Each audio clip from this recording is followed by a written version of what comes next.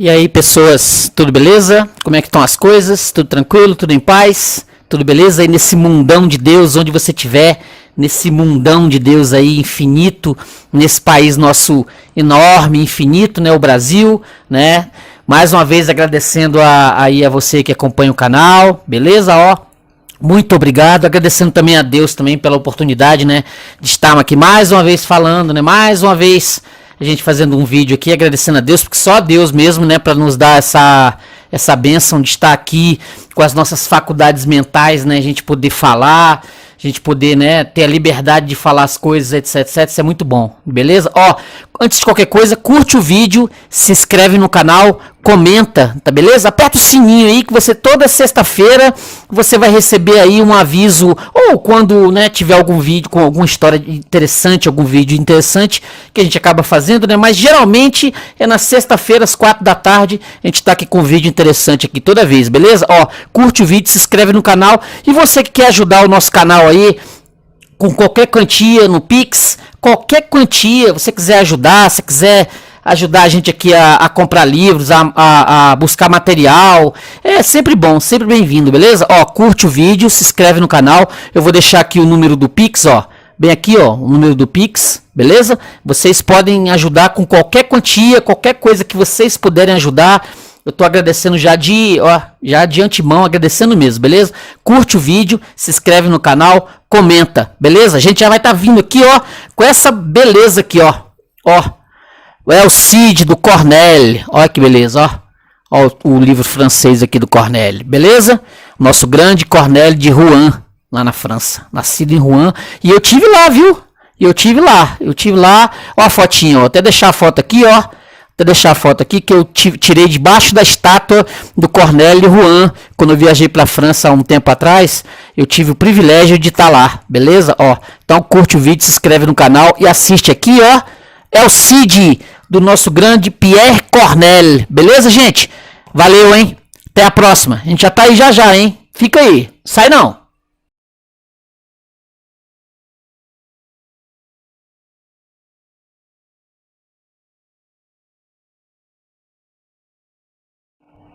E aí, estamos aqui, né? Graças a Deus, estamos aqui para falar um pouquinho dessa peça aqui do El Cid, do Pierre Corneille, francês.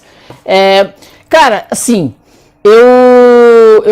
poxa, eu tinha isso aqui há muito tempo, esse material do El Cid, né? Do Cid, do Corneille, eu tenho há muito tempo, mas eu, assim, por questões talvez de preconceito, sei lá, eu sempre fui deixando, né, deixando pra frente, mais pra frente. Um dia desse eu topei com um filme, de 1961, do Charlton Heston e da Sophia Loren, e assisti o filme todo, achei o filme maravilhoso. Ó, até aqui, ó, botar aqui o cartaz do filme, pra quem tiver curiosidade, das super grandes produções do cinema de todos os tempos, né? Equiparando-se aí a Lawrence da Arábia, aqueles filmões que o pessoal fazia, né, fazia muito nos anos 60, né, grandes produções, com todo aqueles exércitos, com todo aquele pessoal, o negócio aqui tá meio aqui, hein? Com toda aquela superprodução que o pessoal fazia nos anos 60, era um dos grandes filmes que eu ainda não tinha assistido, embora eu tenha o DVD. Eu tenho o DVD guardado nas minhas... E eu passou batido, e dessa vez eu procurando uns filmes, achei o El Cid do Charlton Heston e resolvi assistir, cara. Filme de 3 horas de duração, achei o filme espetacular e eu tenho a peça do Corneille. Aí logo linkei a peça do Corneille, o filme do Charlton Heston, né, com a peça do Corneille, fui atrás, cara, e vi que por muito tempo eu tenho a peça comigo, eu falei, cara, vou ler. Achei a peça muito boa do Pierre Corneille, achei a peça muito boa e também resolvi também dar umas olhadas também nas encenações, né, francesas da peça. Muito bacana, muito bacana. Eu vou ler aqui um pouquinho, aqui olha só, do Will Durant, História da Civilização, que ele dá uma geral sobre o Corneille pra gente, ó. Olha só aqui, ó. Corneille, francês, nascido em Rouen, ele passou por vicissitudes usuais no caminho para a vitória. Nascido em Rouen em 1606, teve a desvantagem de crescer numa capital provincial distante dos estímulos literários e das oportunidades de Paris, mas seu pai era um distinto magistrado e pôde dar a Pierre a melhor educação que podia no colégio local dirigido por jesuítas. Ele estudou com jesuítas. Esses zelosos educadores usavam a arte dramática como instrumento da instrução, ensinavam os estudantes a representar em latim, peças clássicas e outras. E essa prática exerceu influência sobre os temas, a técnica e o estilo do drama francês. Não era naturalmente a intenção de quem quer que fosse tornar Pierre um dramaturgo. Foi educado para a advocacia e exerceu-a durante certo tempo. Talvez a arte e o hábito da eloquência tivessem contribuído para moldar a oratória que ressoa em suas tragédias. Aos 21 anos, quase simultaneamente, apaixonou-se por uma dama e pela poesia. A dama repeliu seu amor e ele refugiou-se nas rimas.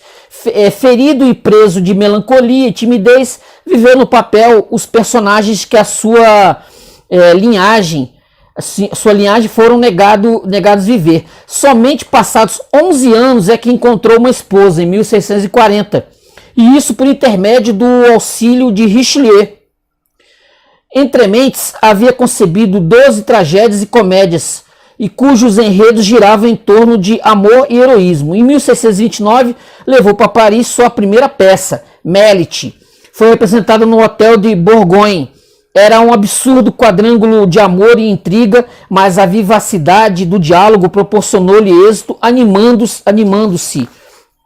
Corneille ante a luz ofuscante da fama, Richelieu contratou e a 4 outros para escreverem peças sobre temas sugeridos por ele. Richelieu. Corneille modificou por conta própria uma pequena peça que lhe fora submetida. Sua Eminência Vermelha franziu o senho. Corneille, agastado, retirou-se para Rouen, mas continuou a receber de Richelieu uma pensão de 500 coroas por ano. E por aí vai. Incitado pelo êxito da tragédia de Maire, Sophonisbe abandonou a comédia, estudou Sêneca e levou para Paris, em 1635, sua Médéia. Nela aparecendo pela primeira vez suas qualidades básicas, força de pensamento e nobreza de linguagem. Daí por diante, com alguns lapsos, foi povoando suas peças de homens e mulheres de alta posição, dotando-as de sentimentos elevados e exprimindo tais sentimentos com um linguajar esplêndido e forte raciocínio. Waller, poeta inglês, coevo, ouvindo Médéia, aclamou um novo mestre. Os outros fazem versos, mas Corneille é o único que sabe pensar. A arte mais elevada é a que vem impregnada de filosofia. Dos dramas heróicos de Roma e da Grécia, de seus professores jesuítas, de suas próprias meditações sombrias e solitárias, majestosos alexandrinos marchando em seus sonhos, Corneille concebeu um plano de pensamento e estilo jamais conhecido na arte dramática francesa, mesmo depois dele. Porque o que o Durand diz aqui, e outros também vão dizer, é que o teatro francês moderno começa com Corneille, entendeu? E vai começar exatamente com El Cid. Esse é o ponto. Aqui, ó. Houve outra literatura dramática que o atraiu e formou. Pouco podia extrair do teatro elisabetano, pois este se descuidava bastante das regras clássicas para poder adaptar-se ao modelo clássico. Mas a Espanha, sempre a Espanha, a gente não pode deixar de pensar que nessa época, em 1615, foi publicado Don Quixote, teve Lazarillo de Tormes, né? A cultura mundial na época, pelo menos ocidental, ela era espanhola por excelência. A Espanha dominava tudo. E aí você vê como é que é interessante justamente o teatro francês começar a estourar com uma peça de fundo espanhol, né? O El Cid, contando a história do Rodrigo Dias, né? O El Cid, o nobre Cid nobre, dado pelos mouros, né? O Rodrigo Dias de Bivar, começar exatamente com a história do Rodrigo, grande herói espanhol de todos os tempos. O teatro francês moderno começa exatamente aí. Mas a Espanha nessa época estava arrebatada pelo teatro e cumulava de honrarias Lope de Vega, Tirso de Molina e Caldeirão de la Barca, os quais considerava os únicos dignos herdeiros de Sófocles, Eurípides, Terêncio e Sêneca. E no drama espanhol encontrou Cornélio um tema naturalmente dramático, o código de honra que exigia a morte para cada insulto ou sedução. Aprendeu espanhol, leu lá as Mocedades de Cid, que é de cerca de 1599, de Guilherme de Castro, serviço de enredo com a mesma sem cerimônia de Shakespeare, escreveu a mais famosa peça da literatura francesa, o El Cid, que é um primor, gente, um primor. Eu vou dar o resumo, ele dá aqui o resumo da peça, tá? O resumo da peça é isso aqui, ó. Le Cid foi levado à cena em 1636. A plateia foi de opinião que ainda não havia surgido no tablado gaulês uma peça tão poderosa quanto essa. É tão bela, disse um contemporâneo, que inspirava amor até nas damas mais frias, a ponto de suas paixões irromperem até no teatro público. Viam-se nos camarotes pessoas que raramente deixavam seus salões dourados e poltronas cobertas de fleur-de-lis. Poucos sabiam que o enredo era um plágio, embora Cornélio francamente o confessasse. Todos se maravilharam com sua complicada sutileza. A Ximene, de nobre estirpe, e o nobre Rodrigo vibram de amor, mas o pai de Ximene, Dom Gomes, briga com Dom Diego, o velho pai de Rodrigo, e o insulta. Rodrigo vê-se obrigado pela honra a vingar o pai, desafia Gomes para um duelo e mata-o. Ximene, amando ainda Rodrigo, vê-se compelida pela honra a pedir ao rei Fernando, que é considerado o primeiro rei espanhol, né, o Fernando, que o decapite ou o desterre. O conflito nela entre o ponto de honra, que é algo que tem na peça o tempo todo, honra, honra, honra, honra, honra, honra, honra. Isso é praticamente em cada diálogo colocada essa honra, o tempo todo. Essa honra, entendeu? O honroso, o que eu faço por honra, que é muito forte na peça. Isso está muito forte na peça. E o chamado o conflito nela entre o ponto de honra e o chamado do companheiro dá à história e às paixões divergentes uma extraordinária força e intensidade. Rodrigo oferece a Ximene sua espada e pede-lhe que o mate, mas a jovem não pode tomar uma decisão. Ele parte para lutar contra os mouros, volta para Sevilha coberto de glórias, arrastando os reis que capturou. Toda Sevilha aclama seu nome, mas Ximene ainda exige sua morte. Como Fernando se recusa a atendê-la, promete a mão a quem desafie para um duelo e mate o homem a quem ama. Quem faz isso é o Fernando, viu? É o rei. O rei ele faz essa proposta que é a seguinte. Eu vou colocar o seguinte, se um dos dois aqui, o Rodrigo, ele vai lutar e se ele morrer, o outro, deixa eu ver o nome dele aqui que tem na peça, que ele vai lutar com um sujeito que é apaixonado também pela Ximene, entendeu? Ele é apaixonado pela Ximene, é o Sancho, entendeu? Que ele é apaixonado pela Ximene. Como ele é apaixonado, aí ele vai entrar em duelo com o Rodrigo pela mão. Quem viver desse duelo vai ficar com ela. Aí ela se desespera, né? Obviamente que ela é apaixonada, ela mesmo diante disso tudo, diante da morte do pai, que quem mata o pai é o Rodrigo, é o Cid, ela continua apaixonada por ele. Olha lá. Ele parte para lutar. Como Fernando se recusa a atendê-la, promete a mão a quem desafie para um duelo e mate o homem a quem ama. Sancho aceita a tarefa. Rodrigo propõe-se a deixar que Sancho o mate. Ximene arrepende-se da vingança, pede-lhe que se defenda. Ele vence Sancho, mas poupa-o. Por fim, satisfaz-se o código de honra. Ximene aceita seu amante e tudo acaba bem. Né?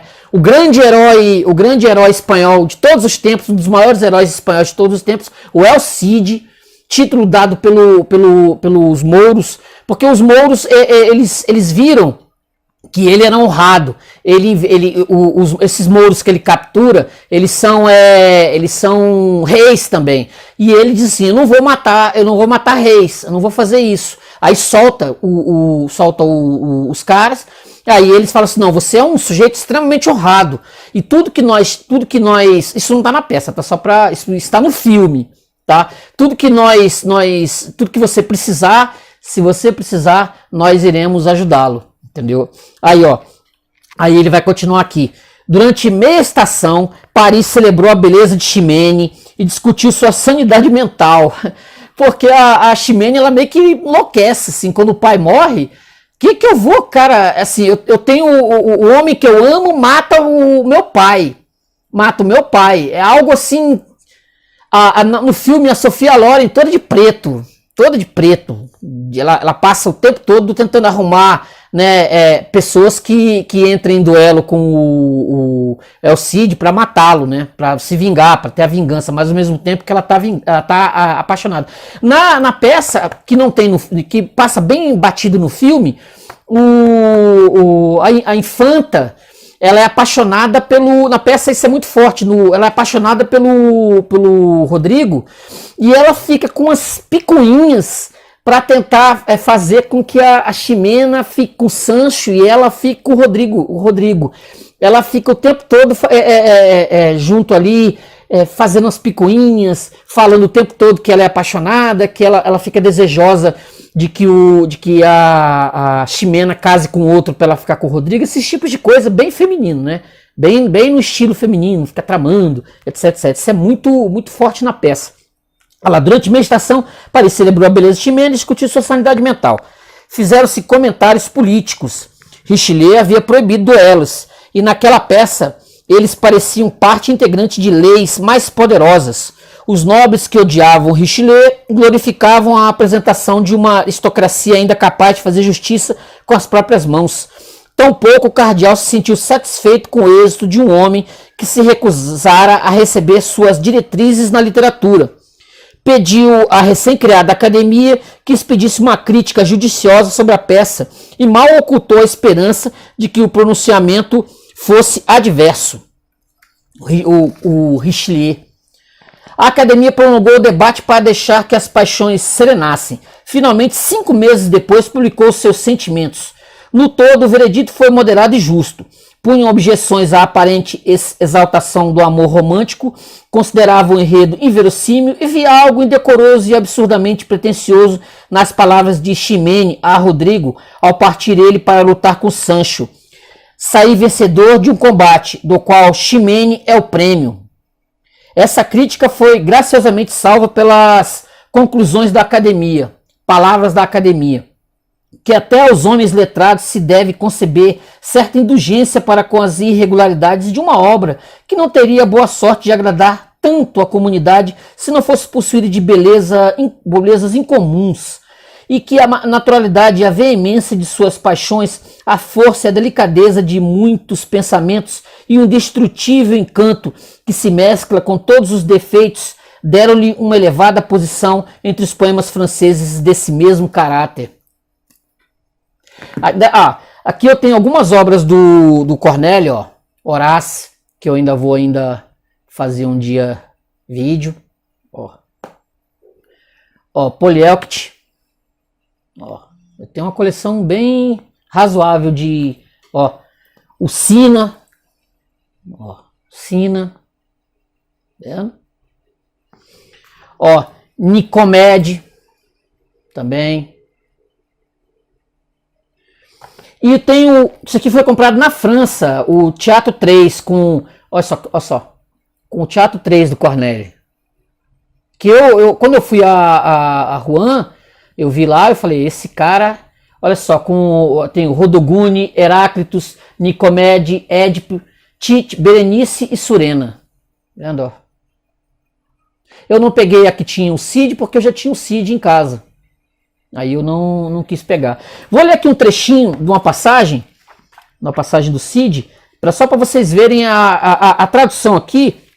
Essa tradução dessa coleção aqui, essa série aqui é do Teatro francês da Classical Jacksons. Ela é bem antiga, ó. Teatro francês. Ó. Teatro francês, tá vendo? Essa coleção aqui. E ela tem essa peça do Cornélio, ela tem a tradução aqui, que eu não posso deixar de dizer, do Antônio Feliciano de Castilho, tá? Que traduziu essa peça há muitos anos atrás. E aqui nessa série aqui tem Racine, tem tudo aqui, Molière, essa série aqui. Eu recomendo, se você interessar por ler teatro francês, se você interessar por ler uma peça muito boa, muito bem escrita, essa você não é difícil de você encontrar em sebo, não. Você acha isso aqui. Olha só aqui, ó. Eu vou pegar aqui uma parte aqui bem... Tem uns monólogos interessantes do Rodrigo aqui, que eu vou pegar aqui. Assim, depois que o pai vai lá e... Olha só aqui. Deixa eu ver aqui. Ximena, Fernando... Deixa eu ver aqui, do Diogo. Deixa eu ver. Eu quero achar exatamente um diálogo que eu peguei, que eu achei bem interessante, do próprio Rodrigo depois da morte. Depois da morte, Sancho, Fernando. Depois da morte do... Que acontece o seguinte, quando a Ximena chama ele de assassino, ele simplesmente vira e fala... Como eu não tinha marcado aqui, é por isso que eu tô caçando aqui.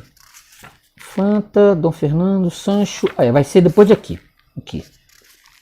Dom Fernando, Ximena... Deixa eu ver se eu... Cara, isso não é possível que eu não vou achar. Eu tava com a peça agorinha. Tem vários monólogos aqui. Deixa eu ver aqui, Dom Fernando. Os dois vão se encontrar no terceiro ato. Os dois vão se encontrar no terceiro ato. E aí o pai vai falar com o Rodrigo, vai ficar assim, caramba. Olha lá, aqui, ó. Já faço o que me mandas, mas não julgues perdida a única esperança que me conserva a vida. Isso aqui não, esse aqui ele tá falando com a Ximena. Ele tá falando com a Ximena. Eu quero encontrar o do... Esse que eu peguei foi um monólogo dos dois. Achei aqui, ó. Exatamente o que eu quero, ó. O Diogo, Rodrigo. Deixa eu ver aqui.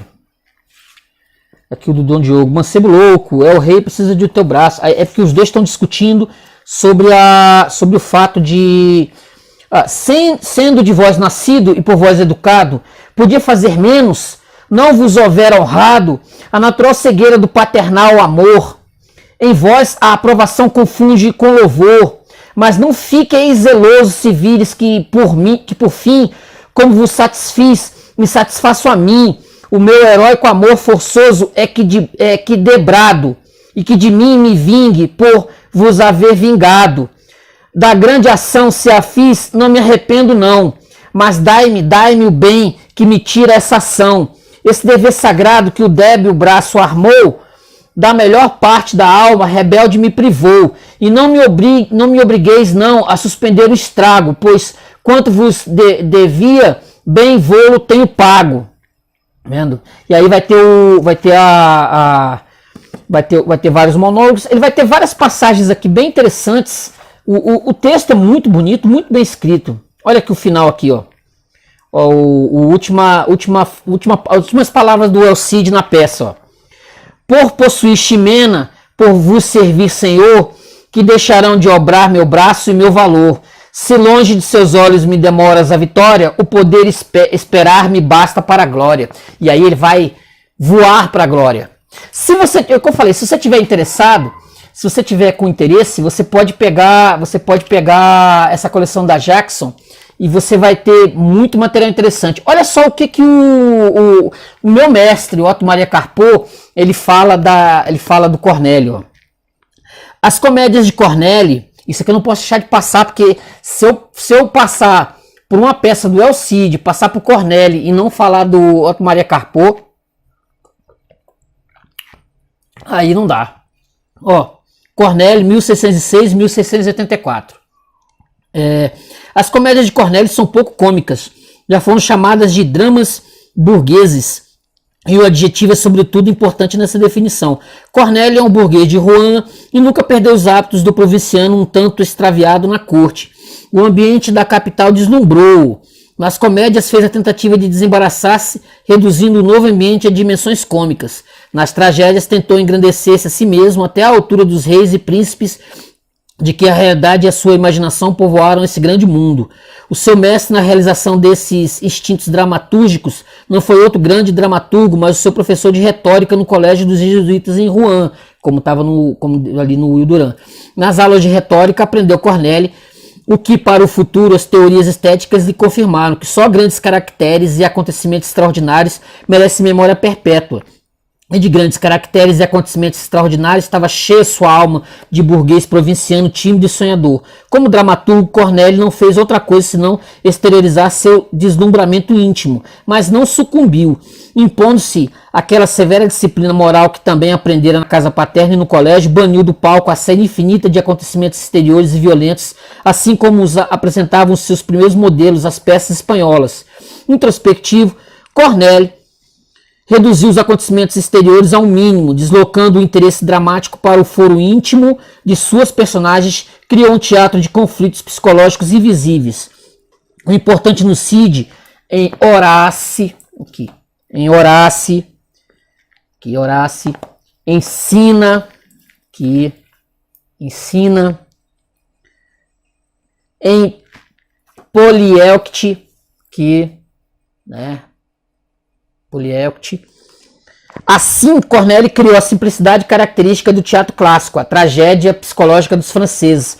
O mundo exterior começa a ter importância cada vez menor. Os heróis das peças espanholas ainda são escravos da providência, do destino, de fatos complicados e inextricáveis que se emaranham cada vez mais até o fim trágico.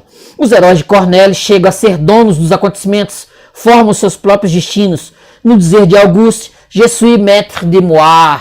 Je suis maître de moi. Beleza? Então é isso, gente. Um pouquinho de Corneille, um pouquinho do El Cid, né? Um pouquinho dessa peça extraordinária, que vale assistir o filme, né, do Anthony Mann de 1961 com Charlton Heston, vale ver, tá? Se você quer ver um grande filme, um filmão, procura. Se bobear, tem até no YouTube mesmo. Legendado, para quem interessar, tá? Tem um filme legendado e você pode ter o Corneille, você pode também, se você souber francês, né? Tem as peças, elas têm no YouTube também, as peças encenadas. Beleza, gente? Falei um pouquinho do Corneille aqui, nosso grande teatrólogo, grande teatro clássico, teatro extraordinário, um dos maiores teatrólogos de todos os tempos. Eu não comparo com o Shakespeare, mas é muito bem escrito, muito bem feito, uma rima extraordinária, um negócio fantástico. Beleza, gente? Curte o vídeo, se inscreve no canal, comenta. Paulo Dharma 1970, canal Paulo Dharma 1970. Beleza, gente? Valeu, até a próxima, tchau!